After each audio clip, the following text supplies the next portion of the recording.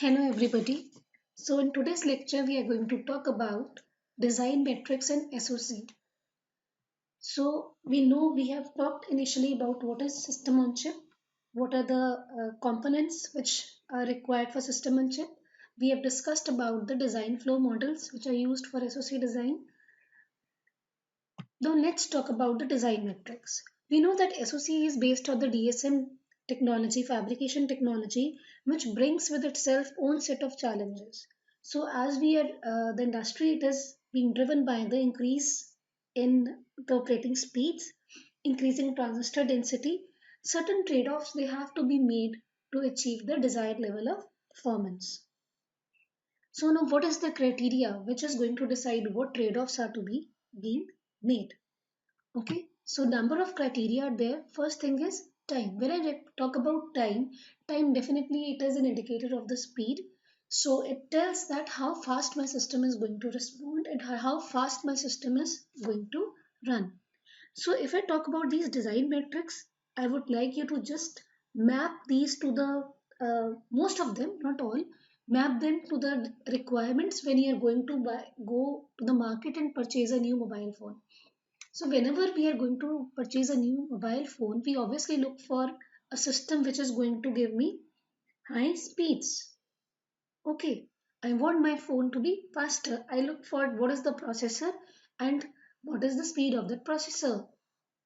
Same applies to when I want to purchase a laptop. Okay, next is chip area. When I talk about chip area, it means uh, the size of the device or the size of my system, it is small. So again, the industry, it is trying hard to reduce the sizes and deliver the portable devices and putting more and more functionality into lesser of area. So that is one very important factor which is going to determine the cost and the trade-off criteria. Okay. Again, if I think about purchasing a mobile phone, I would look for a mobile phone which is sleek, which is light in weight, but at the same time, it is handy, but at the same time, it is having more of functionality. So, power pack performance, but in a smaller size. Then we come to power. So, power consumptions, again for portable devices, or otherwise also for any system, if we think in the terms about the thermal effects, we need to have the lower power devices.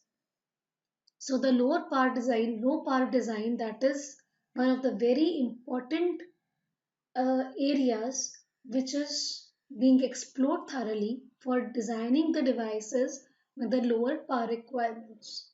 Okay, so when I say, it means even the power supply at which they are working, that is also coming down, though it has its own set of implication, but still the low power devices, they are being explored. And although we have designed over the time, we have come quite far, but still that is still an area which is active in the industry. Then we come to reliability. Reliability is very very important, because if you are going to purchase a device, then you are going to look for the device which is going to give you the good operation, even if you are opening 10 applications at the same time.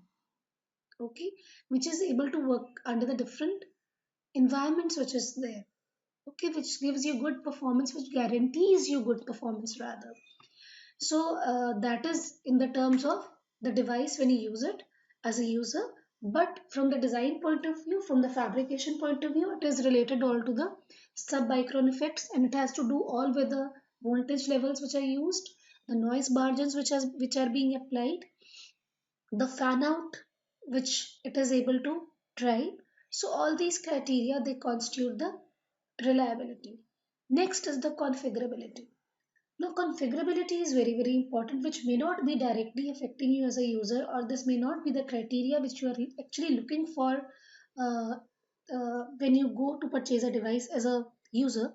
But from the industry point of view or from the designer point of view, this is very, very important, because it is the process of standardizing the or customizing your designs. So, what is the requirement of that? Now we know that SOC is actually a Means designing the complex system. We are trying to put the entire system on a chip. Okay, so if let's say today I get a requirement to design a system on chip, it is not possible for me to deliver the product and design and complete system and deliver the product in just 6, 7, 8 months. And if I give it after the you say a time period of 2, 3 years, it means it is of no use because the requirements in the markets they are changing so fast. So we have to adapt to that lower TTM, that is lower time to market criteria. We have to put the product in the market, or the product has to be commercialized within a limited time frame so that it is there while the requirement for the product is still there in the market. Okay, so this configurability is a big help in that because it allows the reusability. Once the interfaces and the components which are being used, they are standardized and they are available as pre-verified blocks, we can easily take them. For example, I am going to design a computing system. In designing a computing system, I may be requiring A to D block, I may be requiring multiplexers, I may be requiring floating point adders, subtractors. Now, these are already being made over the years and being used in number of products. So, these are available as tested, verified products. So, if I needed in my new system, why spend whole time in redesigning these and then interfacing these? So, what can be done is whatever are existing in the markets, I can reuse them. But then the criteria has to be there because what speed they are working, how many bits they are going to work on, that needs to be standardized so that they can be reused over the different platforms and by the different vendors. So, that is the process of configurability. Okay, next is the time to market. Now, time to market actually it is uh, broken down into the set of teams which are going to give me deliver. There is a design team which is having a hardware team. There is a which is having a software team. So both are working. There is an IP reuse design team. So all these they are expected to give you some deliverables in a expected set of time frames, let's say 2 to 3 weeks. So they can work in parallel, they can interact, and they have to deliver so that after 2, 3 weeks, we are eventually able to have our hardware software interfaces all together and we can integrate and verify and reduce our time to market. So, actually, time to market is very, very important. As I earlier also told you, the product has to be commercialized during the limited time frame when its requirement is still existing in the market. We cannot deliver a product after 3, 4 years when the requirement is already in impasse. So that is not going to work. And the way the requirements they are changing, it is becoming a very, very important criteria for the design industries. And the most important is the cost. Now we talked about the different criterias which are there as a metrics which are there, but still the most thing important thing is cost. That includes both recurring and the non-recurring costs. That is the costs which are uh, one-time costs. Okay, those are non-recurring and they are generally fixed in nature. And recurring means which are going to vary with the number of components being manufactured. Okay, so they are generally variable in nature. So this is very, very important because an industry, a design industry or a design company will not invest, let's say, millions for a product which is going to have a limited market of maximum few hundreds of people, because that would not even give them the returns of how much amount they have invested in that design. Okay, so the cost which we are investing, that actually decides or determines the feasibility of designing any product. Now, this must be very common with you. You want to, let's say, you have been assigned uh, to undertake a project in your college as a part of your curriculum. Now, you may be having big ideas initially. Okay, that okay, we'll design an automated system like this, or we'll design a robot which is going to do. But then what makes you step back is the Cost, because you as a team of 3 or 4 students cannot afford to design a robot which is costing you, let's say, 30,000 or 40,000. So same as with industry, because they have to see what return they are going to get in turn. So cost, they are very very important factors. So reusability and cost together, they can be considered as configurability, because cost can be controlled through the reusability. As I told you, we are saving on the design team effort, the development time, when we are going to reuse the components which are available. These reusable components, normally they are referred to as IP blocks. We already have studied this. So they help to control the cost, because the cost of design process, that is especially the NRE cost, they can dominate.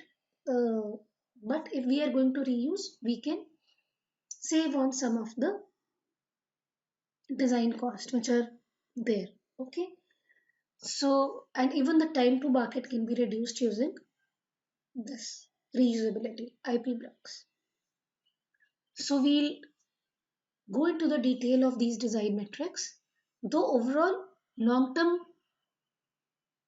in the long term, if we talk about any design, the criteria is cost performance ratio only. We have to see what is the cost and what is the performance we are getting. So that is the general criteria. Though these metrics, they vary from application to application, that is what we are going to trade off between. Let's see for this. For example, if it is a processor design, what are the trade-offs for an embedded system? So if we talk about embedded system, it may have a different trade-off. If we talk about a high performance system, it may be a different trade-off. So there, for CPU, three main criteria for design is power, area, and time. Okay, so we see that along these three design objectives or three design axes, there has to be some uh, trade-off which has to be made. For example, between power and time, it is limited by P into T into T raised to power cube, which is a constant. So this is the limitation, or this is the bound which is there between the power and time trade-off. Okay.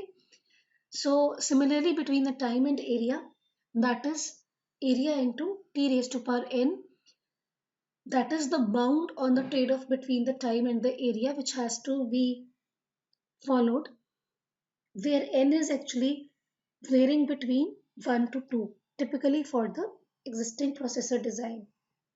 Okay, so if there is a high performance design, so for that high performance design, we may try to trade off between the power and area and time, that can be on the lower side.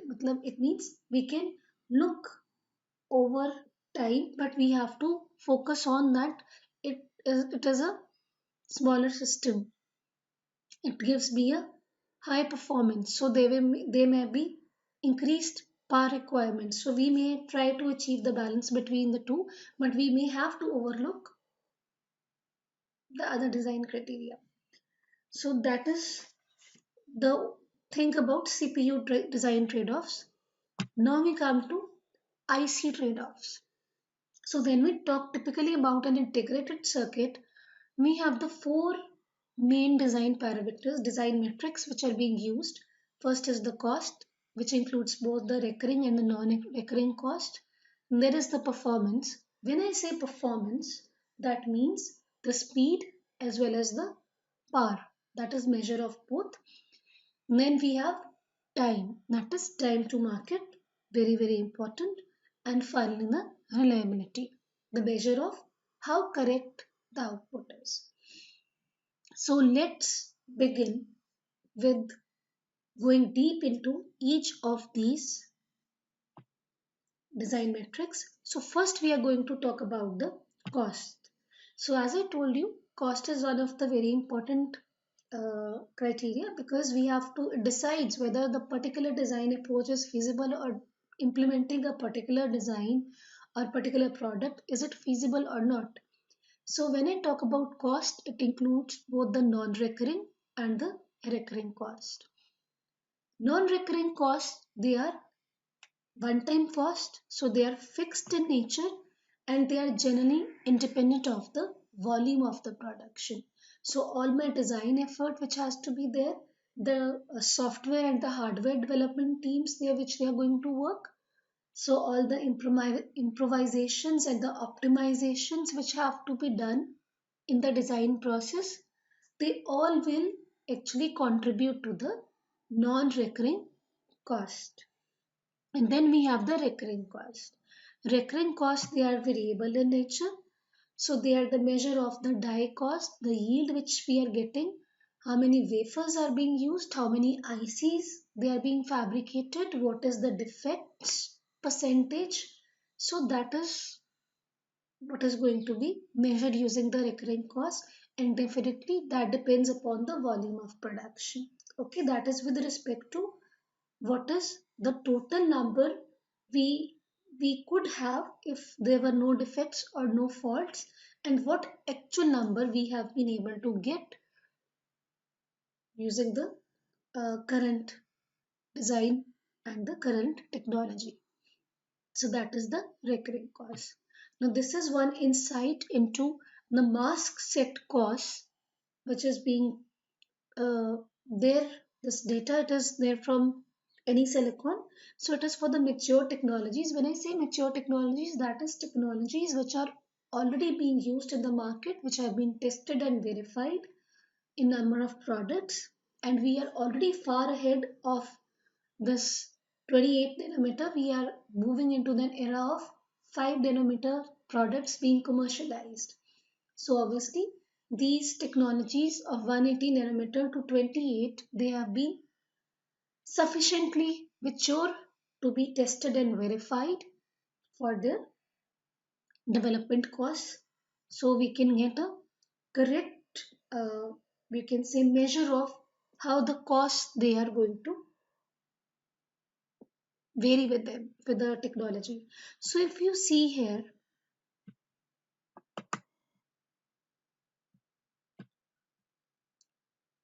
from 180 nanometer, as we move towards 28 nanometer, the cost is almost rising exponentially. It is almost rising exponentially. Okay. So as we are going to reduce the number, uh, reduce the area, or you can say increase the transistor density, the challenges which are coming, they are increasing, and to overcome those challenges and to deliver the or to make the reliable products, it undertakes a lot of cost which is constituting my non-recurring costs. So actually the non-recurring cost, though they may be one-time cost, but they may be dominating the design scenario, because till they are fully developed or till they are being reused, they actually dominate or they contribute significantly to the design. Okay, which is going to be there. So if we see this, how it is going to vary. So it is normally running into millions and millions. This is one very important criteria. So mask set, it is the part of the technology and the non-recurring cost.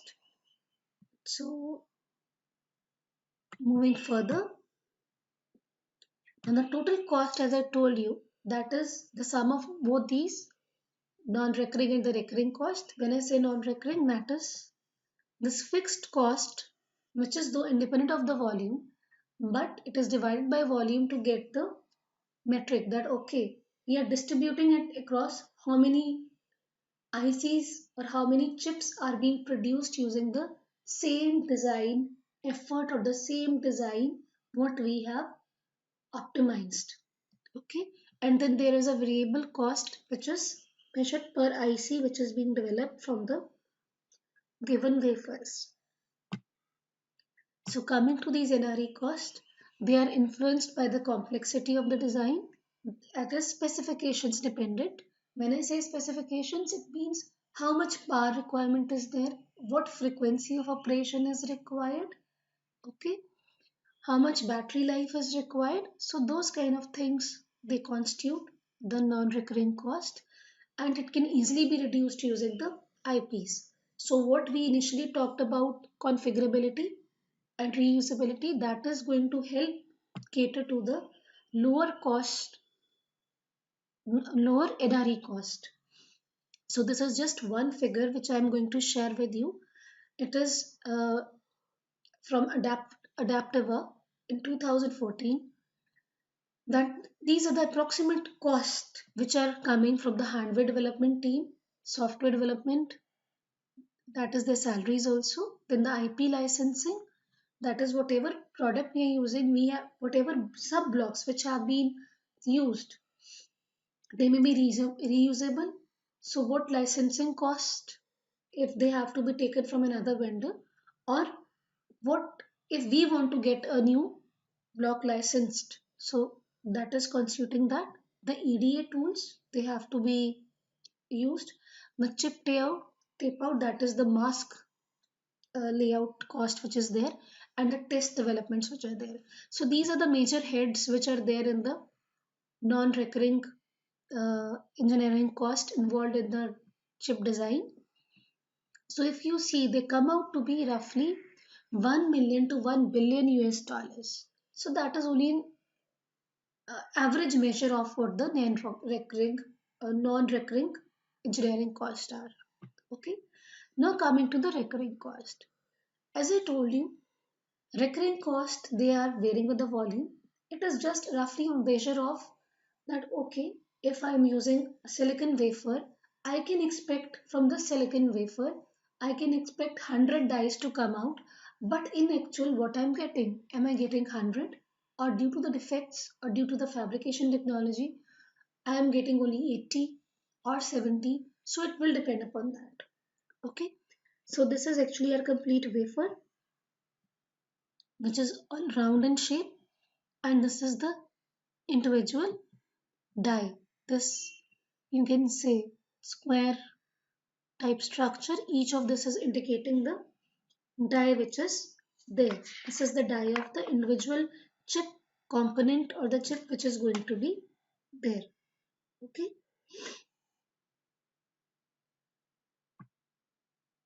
So as we see, though the wafer sizes which are being produced, they have increased over the time from 100 millimeter to 450 millimeter, but does this mean that that is referring to increase in the yield also? So that is one question. And then other is, have the wafers also scaled as per the Moore's law? Now this is another important question, and one question which I have to ask you is, why your wafers are always round? So with these questions, you can just ponder over, and in the next lecture, we'll continue from this very slide only by answering these questions. One is whether the wafers they have scaled as per the Moore's law. Second is, does the increase in the wafer size over these years, it means that it has led to increase in the yield also. And the third is, why wafers are always round in shape. So you find these answers and we'll discuss it in the next lecture. Thank you so much.